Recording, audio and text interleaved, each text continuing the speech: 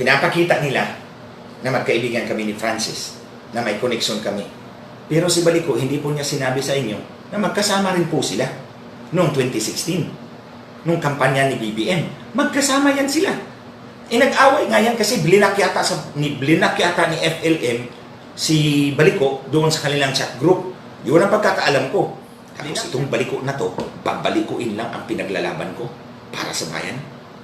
Dahil lang hindi ako sumunod sa gusto niya, natirahin ko si FLM.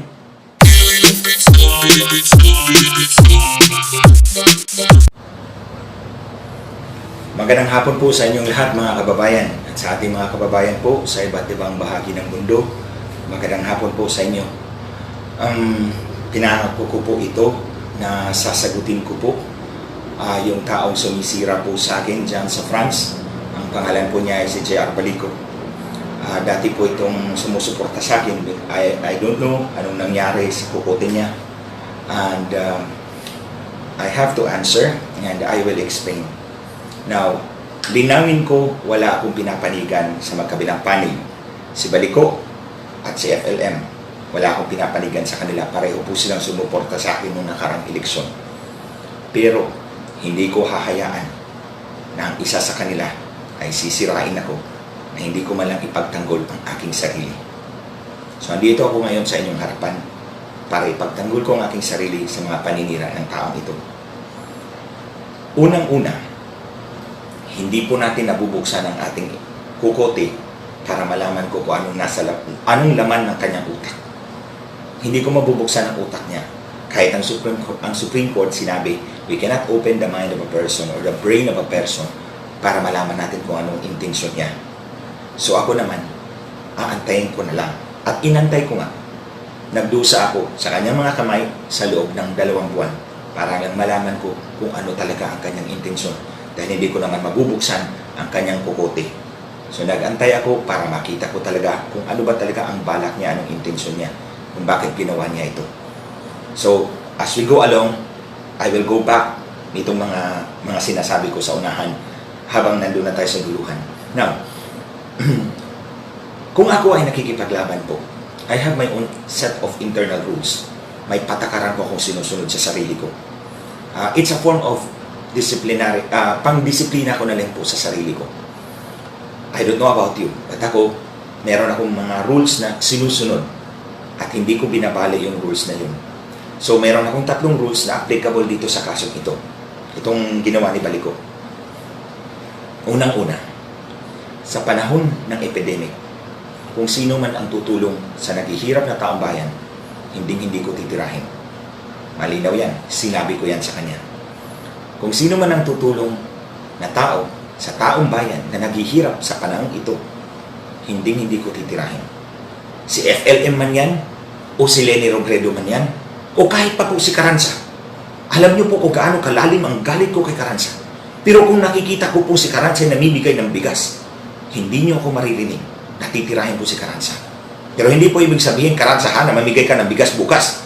Kasi tapos na po ang Enhanced Community Quarantine. Ito lang po ang iniintay ko. Bakit ba ECQ?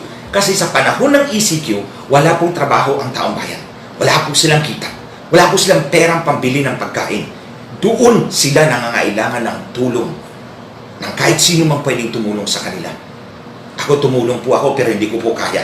At hindi ko ibabandilyo sa mundo kung sinong tinutulungan ko. Kaya nga po, sinabi ko, kung si Carranza man ay namimigay ng bigas, hindi niyo ako maririnig na titirahin siya. Dahil ang tinutulungan niya ay ang taong bayan na naghihirap sa panahon ng paghihirap. Hindi ko rin po titirahin, kaya nga po hindi po ako sumagot. Kasi sa sagot kong ito, matatamaan din si Leni Robredo. Inamigay din po siya ng tulong. So kaya nag-antay po ako ng 2 buwan. Hindi na po ngayon ECQ. Modified community quarantine na po tayo. So relax na po yung quarantine rules. The people are out. May trabaho na po sila, may kita na po sila. So hindi na po matindi ang pangangailangan nila na tulong. So pwede na po akong magsalita. So kaya nga po, andito po ako sa inyong harapan ngayon. Now, ang pangalawa pong rules ko, pangalawa na rules sa sarili ko, hindi dapat isama ang pamilya. Kung may titirahin kang tao, hindi mo dapat isama ang pamilya. Tingnan niyo po ako. Ang tindi ng galit ko sa 20 pulis na pumatay kay Richard Santillan. Ang tindi ng galit ko kay Pitalio, kay Carranza, kay Garduque, kay Tuso, at sino-sino pa mga pilato dyan sa Philippine National Police na kasangkot dito. Pero minsan, hindi nyo ako narinig na tinira ko ang pamilya. Bakit? Dahil walang kinalaman ng pamilya doon. Later, you will see kung bakit hindi ko pwedeng kampihan si Balico. Hindi kasama ang pamilya. Sa totoo lang po, may isa dyan. Sa 20 pulis na yan, may isa dyan. Tita po niya, humingi ng tulong sa akin. Tinulungan ko pa. Binigyan ko pa ng pera. Saan ka makakita? Kalabang-kalaban ko ang pamangkin niya. Humingi siya ng tulong sa akin, binigyan ko pa. Dahil, hindi kasama ang pamilya. No matter gaano katindi ang galit ko sa tao, hindi ko isasama ang pamilya. They're out of the picture. Wala silang kilalaman dyan. In the same way dito, hindi dapat isama ang pamilya. Pangatlo, igalang mo ang babae. Nakita ko kung paano mo ginalang o trinatar si Lisa Balico. That's a no-no for me. As if hindi ka rin lumabas sa nanay mo. Ang babae ay dapat igagalang at hindi bubisitin at pagmumurahan sa harap ng maraming tao. Those are the 3 rules. Ito yung 3 batas ng sarili ko, pang-disiplina ko sa sarili ko, that I apply. At dito is applicable. Marami pa po akong rules, pero hindi yun applicable. Dito lang po. Applicable yun. That's my means of disciplining myself. Kaya po, 2 buwan bago ko po sinagot ang mga paratang ng taong ito sa akin. 2 buwan. Nagtiis po ako. Unang-una, ilalatag ko naman sa inyo kung bakit 2 buwan. Natapos na tayo sa 3 rules ko na ina-apply ko dito sa kasong ito. Dito naman tayo sa 3 rason kung bakit 2 buwan nagtiis ako. Unang-una, ang kaso ni Richard Santillan. Tingnan po ninyo ito, mga kababayan. Ito po ang final ng Department of Justice. Ganito po kakapal. 1,600 pages. Ito po ang final ng kalaban namin. Ayan. Ewan ko ilang pages iyan. Ito rin po ang final namin. Ayan. Ganyan kakapal ang kaso ni Richard Santillan. Ito pa lang po. So paano po yan babasahin ng husgado? Sino magbabasa sa ganitong kakapal ng filing sa korte? Sinong prosecutor ang magbabasa niyan? So kaya nga po binuhos ko po ang lahat ng panahon ko para po itong ganito kadami na i-reduce ko po ganito na lang. Yan na lang. So, tingnan po ninyo gaano kakapal yan. At tingnan nyo to ang summary. Kunti na lang. Short pa to. Long ito. Short ito. Diyan ko binuhos ang aking panahon. Siguro 5,000-6,000 pahina ito. Ito, 645. Pero hindi po madali yan. Lahat ng ebidensya hahanapin ko. Isa-isa. Dahil nga, ang husgado hindi magbabasa ng ganito kakapal. Ang prosecutor hindi rin magbabasa ng ganito kakapal. Sino ba? Kahit ito, mga kababayan, summary na po ito. Mahirapan ka pang magbasa sa 645 pages. Kaya nga po, ang ginawa ko, yung 645 pages, ginawa ko pang 3 pages na lang. Ito yon, drawing. Basahin mo lang kung anong ibig sabihin nito. May 2 pages ito sa likod. 3 pahina lang. Alam mo na yung buong kaso ni Richard Santillan. Doon ko binuhos ang aking panahon. Hindi ako makisawsaw sa mga gulong wala akong alam. First and foremost. Hindi ako makisawsaw sa mga gulong wala akong alam. At hindi ko alam kung anong motibo niya. Kaya nga po, nag-antay po ako. So, that's the first one. Itong pangalawa, ito yung sinasabi ko mga disiplina ko sa sarili ko. Ito yung mga internal rules ko sa sarili ko. Sinusunod ko to para disiplina yung sarili ko. Pero hindi ko po pwedeng ipwersa po sa inyo. Kung maniwala kayo, okay lang po. Kung hindi naman, wala pa akong magawa. Pero, Mr. Balico, hindi mo pwede akong balikuin para sundin ang gusto mo. Huwag mo akong balikuin at takot-takutin na sumunod sa gusto mo. Dahil hindi mo alam kung anong legal consequences ng ginawa mo. Makinig ka hanggang matapos to. Pangatlo, mga kababayan, yung kaso ni Leni Robredo at ni Bongbong Marcos, ni BBM. Protesta ni BBM at ni Leni Robredo. Sinabi ko na po, ang mga taong tumutulong sa naghihirap na taong bayan sa panahong ito, hindi ko titirahin. Ang problema nga po, karamihan po sa mga sumusuporta kay BBM, hindi naman karamihan, ewan ko lang, maiingay lang siguro ito, tinitira ko. Hindi nyo ba po natandaan? Sino po bang humarap sa Senado para ibulgar ang pandaraya ng kampo ni Leni Robredo noong 2016? Sino po bang nagbuwis ng buhay? Sino po bang nagbayad ng buhay? Si Richard Santillan. Sino si Richard Santillan? Kinakapatid ko. Siya ang tinira ng Smartmatic at Comelec para takutin ako. Nagbayad kami ng napakamahal na preso sa pagdepensa namin sa boto ninyo, sa boto nating lahat, at sa totoong nanalo ng halalang iyon. Tapos titirahin ninyo ako. Buti na lang sana kung sa billboard na pinalabas ni FLM, ako lang mag-isa. Dalawa kami.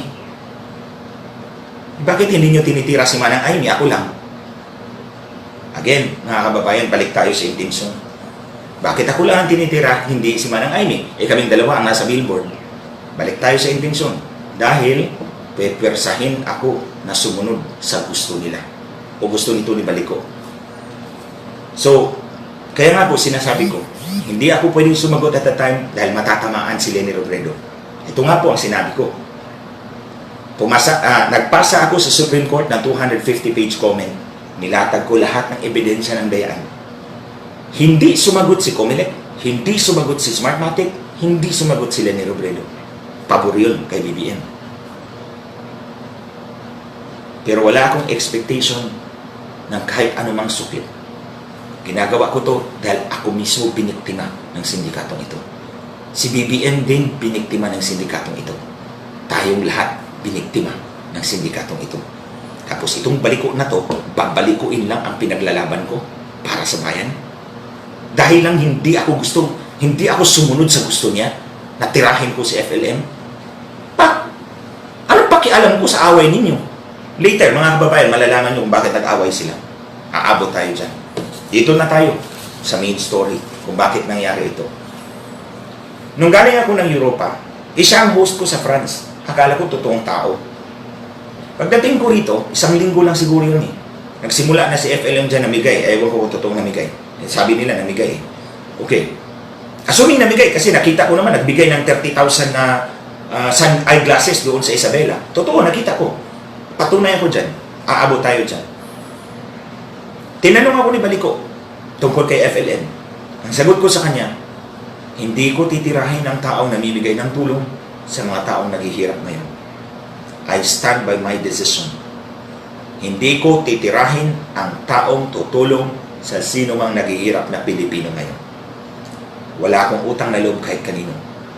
Ang tinitingnan ko lang ang kapakanan ng bawat Pilipino. Hindi ko kayang tumulong sa lahat ng Pilipino. Kaya kung sino man ang tutulong dyan, susuportahan ko. So, kaya po hindi niyo ako narinig na nag-post tungkol kay Leni Robredo. Kasi kahit si Presidente, sinabi ni Presidente, di ba kung natandaan ninyo, tinanggal niya si Manny Luna. Kaibigan ko po yun. Tinanggal niya kasi si Manny Luna, pinaimbestiga si Leni dahil nakikagkompetensya daw sa gobyerno. Mali po doon si Manny. Kaibigan ko po si Manny, pero mali po siya. Ang tao, nangangailangan ng tulong. At tama po si Pangulong Duterte. Kailangan suportahan natin ang isa't isa sa panahon ng pangangailangan. Matinding pangangailangan natin bansa. So, tinapat ko po si Baliko. Hindi ko titirahin ang taong tutulong sa taong bayan. Sabi ko, kung gusto mo, in another time. In another time. Oh. 2 araw lumipas. Ito na, lumabas na yung meme. May meme lumabas. Ako at si FLM. Tapos, tinanong ko yung staff ko, saan galing? Tik-tik. Tik-tik page. Galing sa tik-tik. Oo. Siya din ang nagsabi. Parang private message siya na pinadala niya sa amin. Galing sa tik-tik ito. Baka nakalimutan mo. Ikaw ang nagsabi na sa'yo ang tik-tik. Mamaya, sabihin ko, nakalimutan mo talaga ito, Baliko. Ikaw ang nagsabi, ikaw may-ari ng tik-tik page.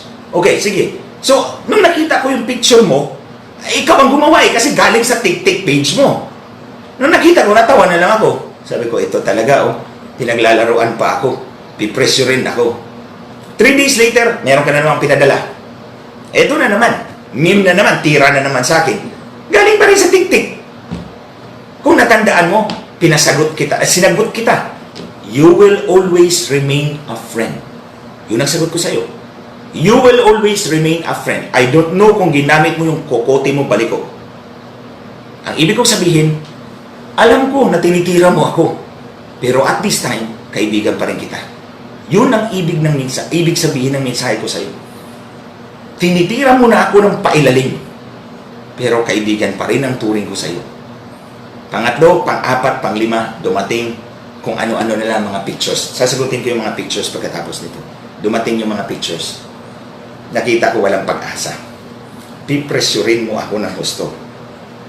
Alam mo mga kababayan, balik muna tayo sandali sa intensyon. Hindi mo mabubuksan ang isip ng tao, ang utak ng tao para malaman mo ang intensyon. Pero makikita mo yan sa gawi ng tao. So hinayaan ko lang. Maraming tumawag po dito sa amin at nagtatanong tungkol dito sa mga posts na ito. Ang sabi ko, hayaan lang po ninyo ako nasagutin ko kayo sa tamang panahon. Ito yun, ang tamang panahon. The first day ng tamang panahon.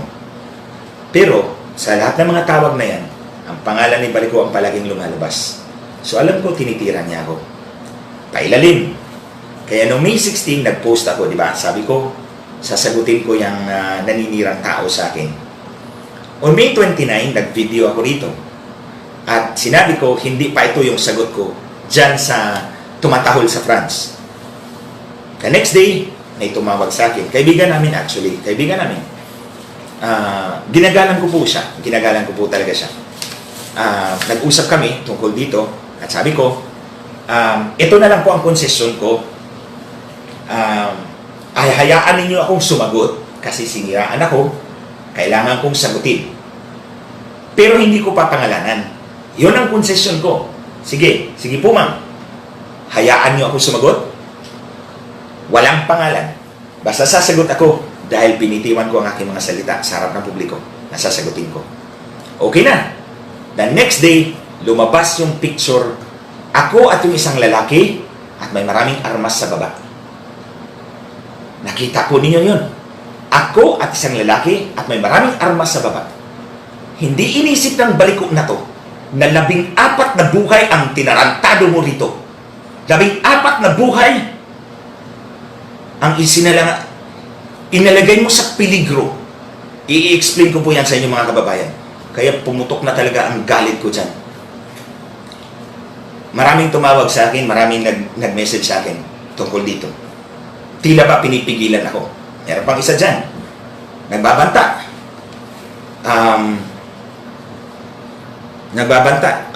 Na meron siyang alas. Ilabas mo yung alas mo. Ang ina. Ilabas mo yan. Sige, tingnan natin. Basta ito ang masasabi ko sa inyo mga kababayan.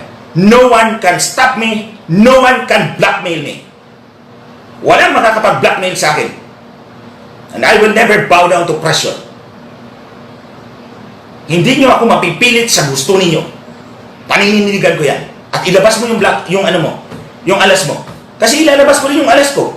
At sigurado ako, tanggal ka dyan sa France. Labas ka dyan. Tandaan nyo mga kababayan, sinubukan na to ni Brillantes sa akin dati. Kinasuhan niya ako ng election offense. Pumick up siya dyan ng testigong kriminal. Kinasuhan niya ako sa Comelec. Si Comelec pa ang investigating prosecutor. Tingnan mo, komisyoner ng Comelec, chairman ng Comelec, kinasuhan ako, ang nag-imbestiga, ang Comelec Law Department pa. Pinaalam sa akin ng TV5. I remember it was TV5. Pinalabas ko kagad sa social media ang picture ng kanilang testigo. Testigong ito ang affidavit ng scam ng 100,000. Ito, binili ang 3 tuta, 50,000, ang cheque tumalbog, ninakaw, nawala ang tuta. Ito, minolestia yung bata. At ito ang worst. Dati may pulis po akong gwardya. Sinuli ko na po sa PNP. Itong testigo ni Brillantes, inudyokan pa yung pulis ko na mang-hold up daw ng gasoline station doon sa Tacloban nung nag-brown out pa ng Yolanda. Imagine, anong klaseng testigo ni Brillantes yan? Nung nakita yun ng mga media, ay the next day, wala na pong news. Hindi na po pinick up ng news, ng media yung news. Kasi alam nila na ano yung tira yun ng Comelec at Smartmatic sa akin. Si Smartmatic pa ang namigay ng press release doon sa labas ng Comelec. Pero the next day, wala na pong balita. Kasi nakita ng media, aba ito pala ang klase ng testigo ni Brillantes, criminal pala.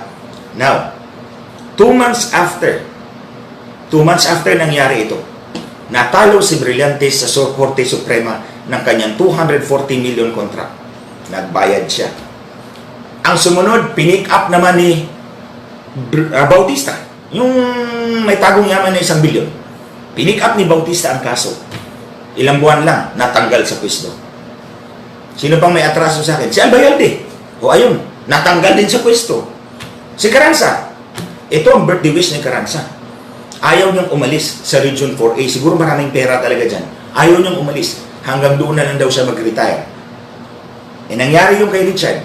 Pagkatanggal na Albayalde, natanggal din si Carranza. Goodbye. Wala na siyang happiness. So, ang sa akin, huwag niyo akong takot-takutin, Baliko. Huwag mo akong takot-takutin. Ilabas mo kung anong ilalabas mo. Sasagutin kita. I will deal with you properly at the right time. Now ngayon mga kababayan, here we are today. Andito tayo. Ang nakikita kong intensyon, gusto ni Baliko, nakampihan ko siya laban kay FLM. Yun lang naman talaga, malinaw eh. Ito si Baliko, pinipressure ako ng gusto. Pinapalabas yung mga paninira sa akin para tumakbo ako sa kanya. Ngayong nakulong si Francis, pinalabas naman niya si Francis nagagalit sa akin para idepensa ko si Francis. Nakita ninyo, pinaglalaruan ako nitong taong ito. Akala siguro niya bobo ako at mangmang. Hindi mo ba alam, natalo ko ang pinakamabigat na politiko doon sa amin, sa Visayas? Nakontrolado niya yung buong probinsya. Sa kanya yung lahat ng mayor, sa kanya lahat ng vice mayors. Natalo ko yun. Tapos ito ang gagawin mo sa akin, paglalaruan mo ako. Anong tingin mo sa akin? Hindi naman siguro ako drug addict. So ito tayo mga kababayan, si Baliko, pinipressure ako. Pinipilit ako. Pero si FLM, ni minsan, hindi humingi ng tulong. Totoo, hindi ko itatanggi sa inyo yan. Tumulong si FLM sa akin at kay Manang Aimee. Kaming dalawa. Sabi niya, itong mga malalaking billboards po yun. Ganito, buo. Region 1, Region 2, Region 3. Kayong dalawa ni Manang Aimee. Siyempre ako sakay lang ako libre. Di siyempre, okay ako. Alangan naman, beggars are no choosers. So ayun, ginawa. Si Manang Aimee, tsaka ako. At nagpasalamat ako sa kanya. Tinulungan niya ako. Pero, kinulekta ba niya? Siningil ba niya ang tulong niya? Hanggang ngayon, nandun siya sa loob ng NBI Detention Center. Hindi siya humingi ng tulong sa akin. Ikumpara mo kay Baliko. Anong ginawa ni Baliko? Siniraan ako ng siniraan para tumakbo ako sa kanya at magmamakaawa. Sa tingin mo magmamakaawa ako sa iyo? Hindi ako luluhod sa iyo, Baliko. Luluhod lang ako sa aking Diyos. I make that clear to you. Ni minsan, hindi mo ba naisip? Hindi kita tinawagan.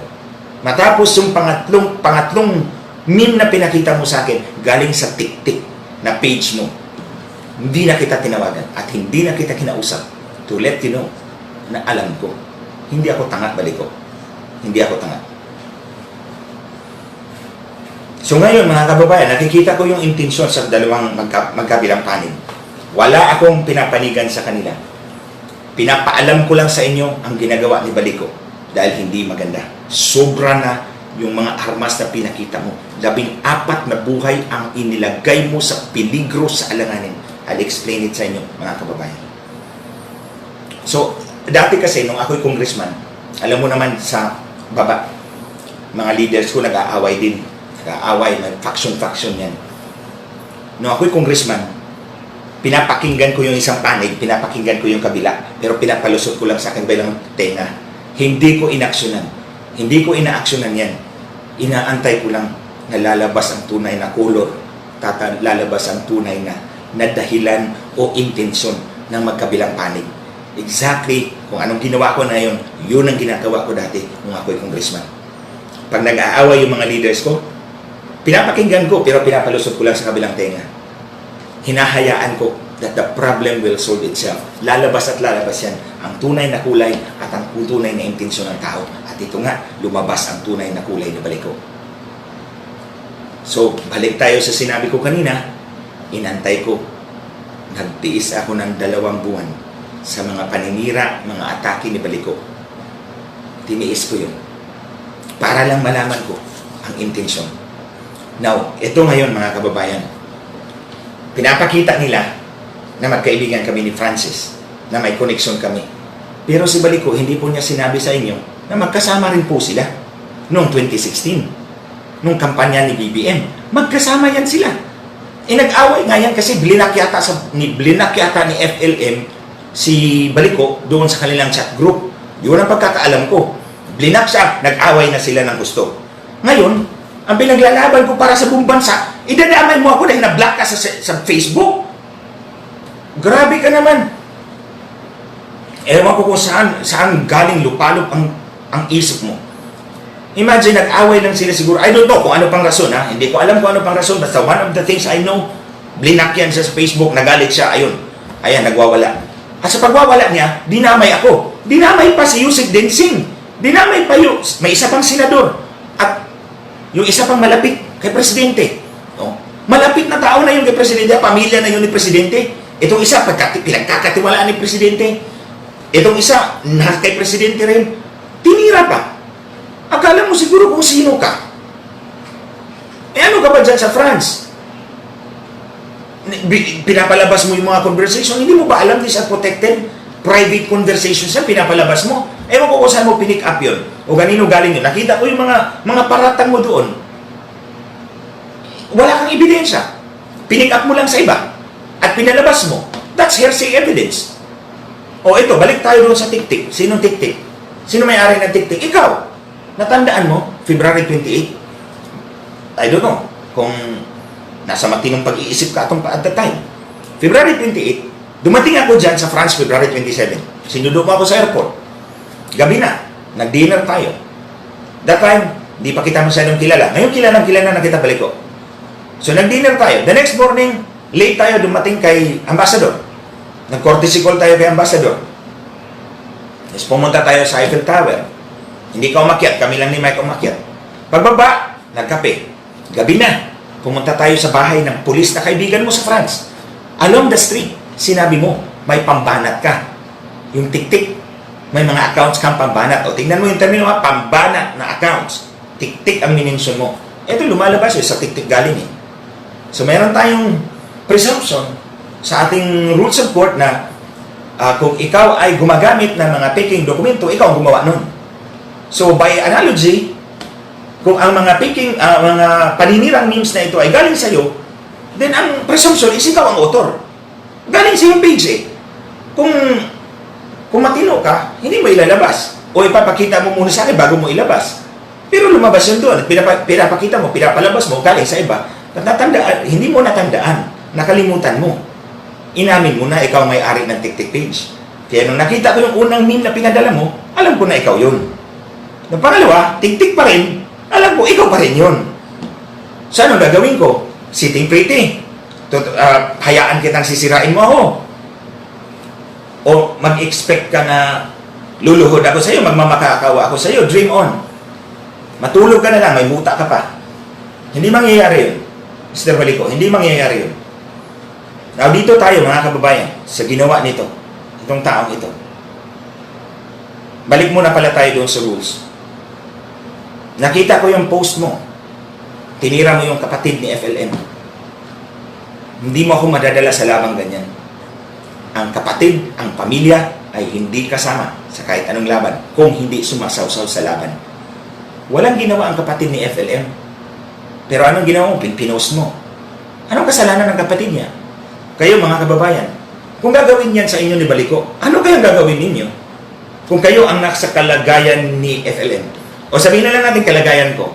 At pinaglalabas niyo yung picture ng mami ko, daddy ko, yung kapatid ko. O kung mangyari yan sa inyo. Ano kaya nasa isip niyo? Pangalawa, ang babae ay dapat igalang. Anong ginawa mo kay Lisa doon sa Paris? Pinagmumura mo ng pinagmumura. Para kang hindi lumabas sa nanay mo, ah.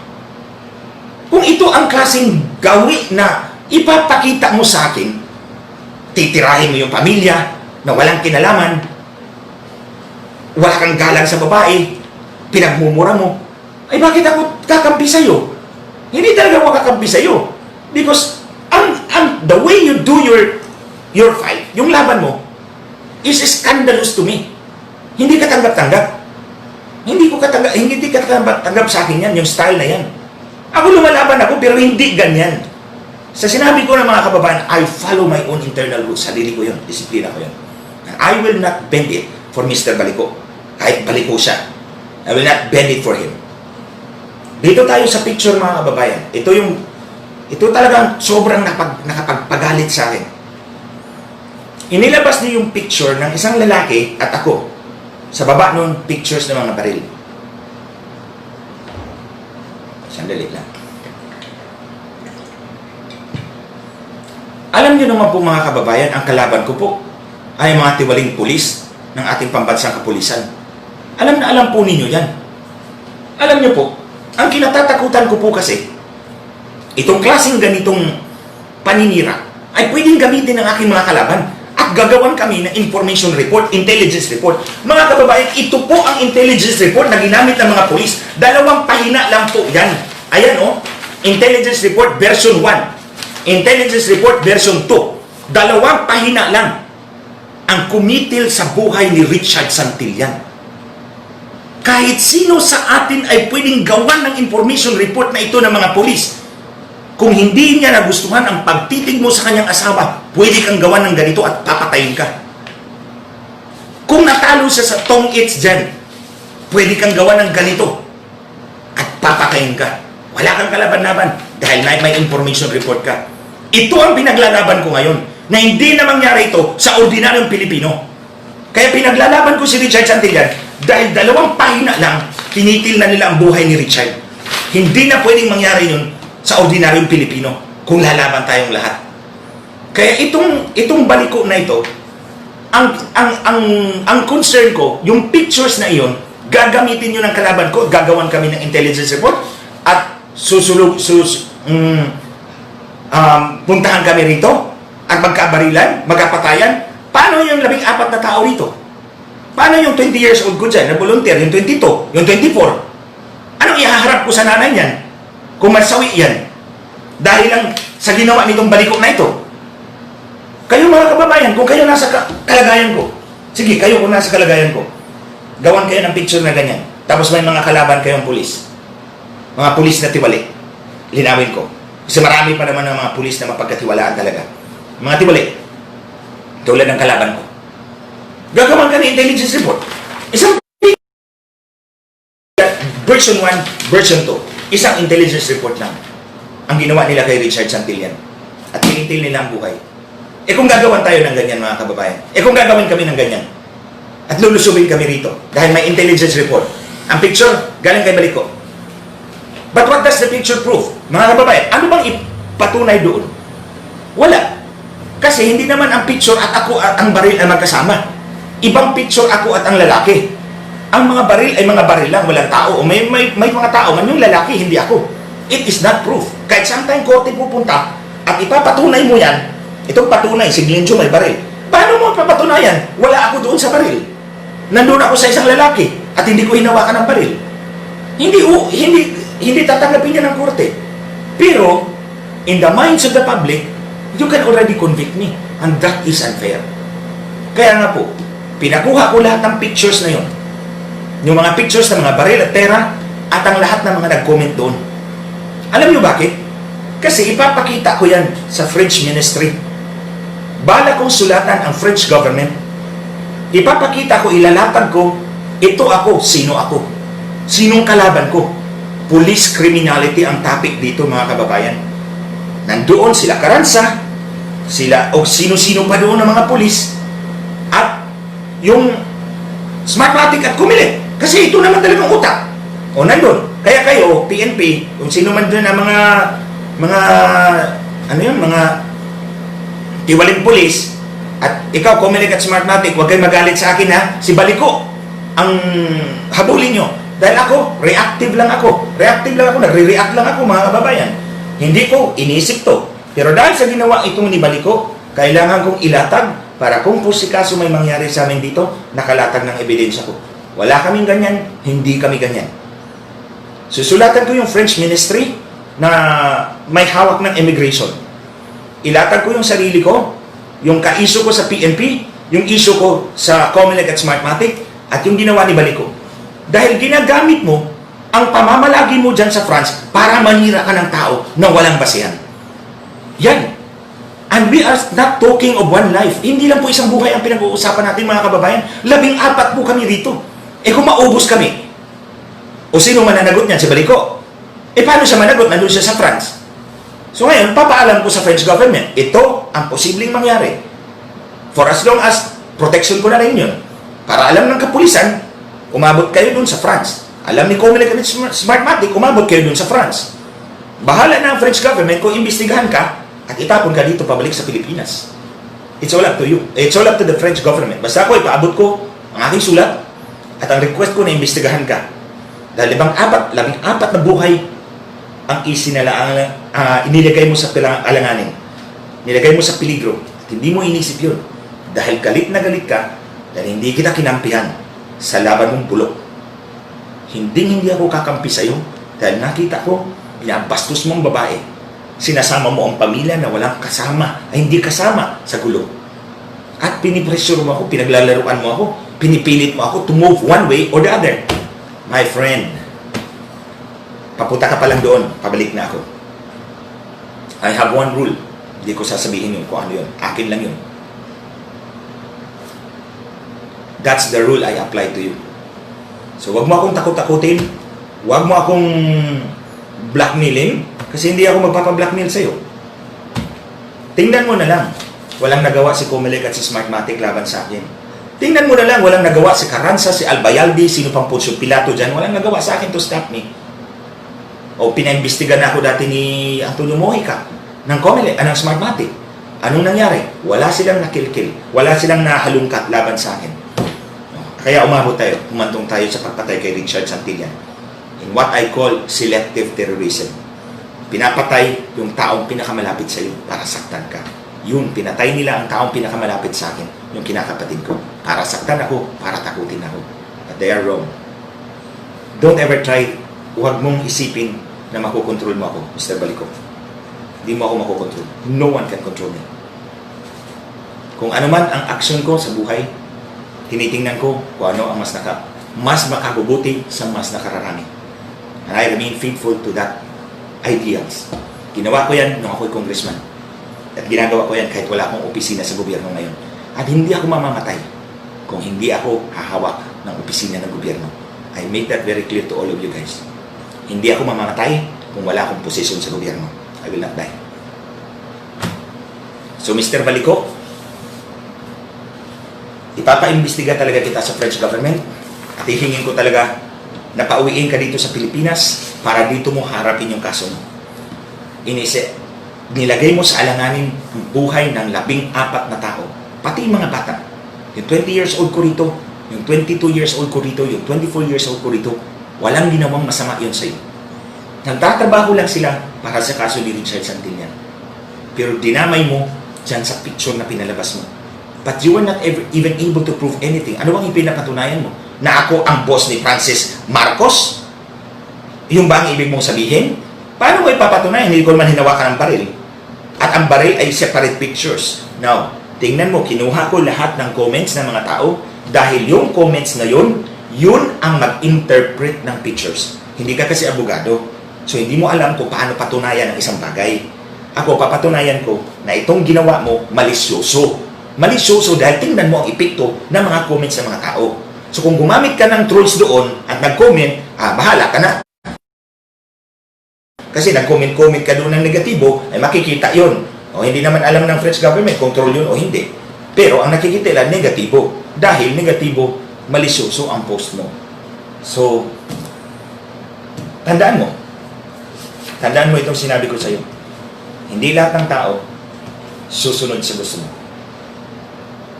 Huwag mong ambisyonin na kontrolin wag mong isipin na ikaw ang nagpakulong kay FLM. Hindi ikaw. Ang nagpakulong sa kanya, complainants. Ang complainants na nagreklamo sa kanya, hindi ikaw. Ikaw, trumpa ka lang dyan. Trumpa na maingay. At dahil, akala mo ikaw ang nagpakulong, kaya mo na si Yusek Dinsing, kaya mo na si Senator Bongo, kaya mo na si kung sino-sino pang mga kaming lahat, ewan ko kung saan ka pupulutin. Pero ako hindi kita tatantanan. For as long as you will not back off, hindi kita tatantanan. So I hope I made that very clear to you. Mga kababayan, hindi ko pa pala nasagot lahat. Balik muna. No, hindi pa ako mag-give up. Sagutin ko muna yung picture, yung mga pictures na lang. O ito, may pinalabas ang picture ng nag-distribute ng eyeglass. O totoo yun. Nandoon ako. Namigay si FLM ng 30,000 glasses. Eyeglasses. Hindi ko naman po pwede sabihin mga kababayan, hindi niya binigay kasi nakita ko naman binigay. I will not be honest sa inyo. Kung hindi ako honest sa maliit na bagay, I cannot be honest to you sa mas malaking bagay. Whether you like it or not, sasabihin ko yan. Namigay siya ng 30,000 glasses doon sa Isabela. Nandoon ako. Nandoon si Dr. Grace Karasakal. Sila ang mga optometrist na nasa harap. 20 sila lahat. Na sinusukat yung mata at binibigyan ng eyeglasses. Nandoon si Mayor Jesus Ladaran. Yung pangalawang picture na pinakita ninyo, nananghali, inimbita rin ako ni Mayor Jesus Ladaran. Sino ba ako para tanggihan yung imbitasyon ng, mabuting imbitasyon ng Mayor? Kung nandun si FLM at nandun ako dahil inimbita ko ni Mayor Ladaran. Nangangampanya ako. Ano gagawin ko? Sasabihin ko, shut up, I will not go. Di buti pa, hindi na lang ako tatakbo kung ganun. Di ba? Hindi mo naman siguro iinsultuhin yung Mayor kung mabuti naman yung invitation. Actually, may picture pa yan sa gabi. Kasi pagkatapos namin nag-lunch, sinabihan na naman kami, ako ni Mayor Ladaran, huwag ka munang umuwi. Mamayang gabi, magpapadinner ulit ako. Tatawagin ko yung konseho. Pag dinner, nandun ang konseho. Pinagsalita ulit ako ni Mayor Ladaran. Saan ang problema doon? Yung billboards. Dalawa kami sa billboards. Si Manang Amy tsaka ako, bakit ako lang ang tinitira? Dahil ang intensyon, ako ang titirahin para sumunod ako sa gusto ni Baliko. Plain and simple. Ako ang tinitira para sumunod ako sa gusto nila. But I know better. Tandaan niyo po mga kababayan, lalo na po nagmamahal sa pamilya ni BBM. Buhay ang binayad namin sa laban na to. Hindi lamang para sa kanya, para sa sarili ko at sa bayan. Ako biktima. Si BBM biktima. Tayong lahat biktima. Nagbuwis kami ng buhay. Si Richard para sa laban na to. So sana pag-isipan ninyo yan bago ninyo ako tirahin. At kung titirahin man ninyo ako, be fair, dalawa kami sa billboard. Pangatlo, pang-apat na picture, yung nasa Galera, Sabungan. Kaibigan ko ang promoter na yon. Actually, ang asawa niya ay kapitan sa Mandaluyong. So sinabi niya, isama kita dito sa promotional namin sa derby para at least makilala ka. So sabi ko po, opo. Wala naman siyang hiningi sa akin. Ako, wala rin akong binayaran. So, anong masama doon? Nangangampanya tayo, nandun yung tao, nilagay lang ang pangalan ko, wrong spelling pa nga.